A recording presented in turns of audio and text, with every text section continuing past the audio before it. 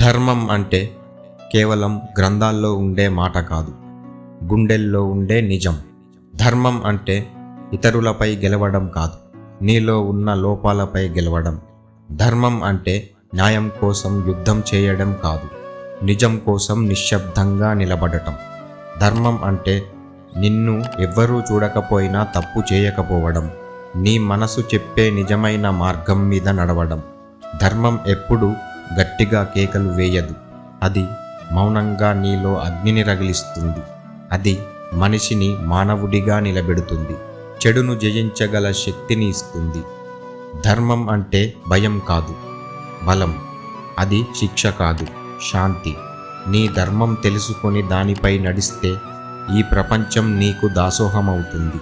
కానీ ఒక్క అడుగైనా ధర్మం దాటి వేస్తే నీ నీడ కూడా నీతో ఉండదు. ధర్మం అనేది నువ్వు గెలిచే మార్గం కాదు, నీ ఆత్మను నిలబెట్టే మార్గం. ధర్మంగా బతుకు, ఫలితం కాలమే చెబుతుంది.